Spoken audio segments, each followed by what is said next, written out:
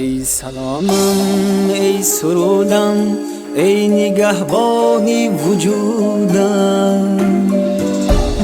ای غمم تو شادیم تو مایه آزادیم تو، ای دلیلی زنده بودن ای سرودی صادقانه،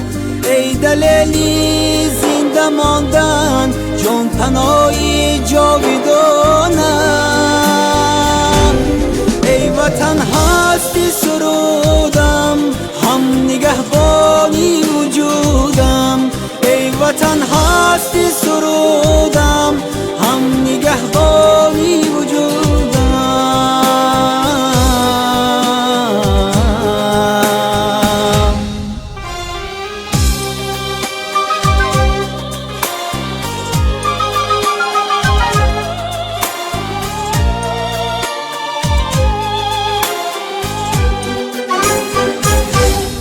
همچو رویش در بهاران، همچو جان در هر بدن،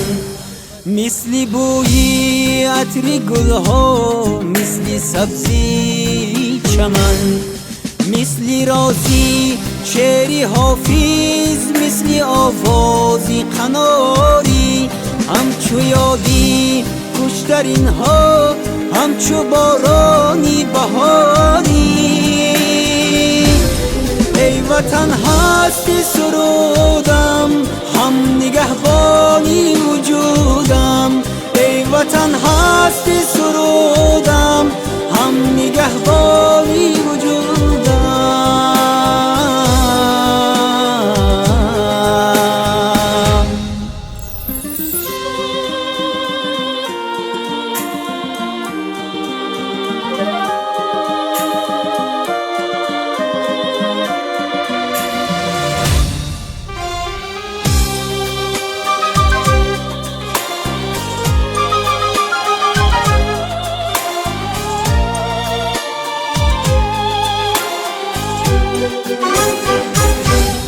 همچو آوازی بلندی از بلندی های پا، با غروری با گذشتی با وفایی همچو خواب، مثل غم در مرگ مادر، مثل کوی غصه هایی، مثل سربازانی عاشق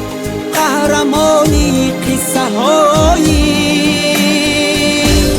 ای وطن هستی سرودم هم نگهبانی وجودم، ای وطن هستی سرودم هم نگهبانی وجودم، ای وطن هستی سرودم هم نگهبانی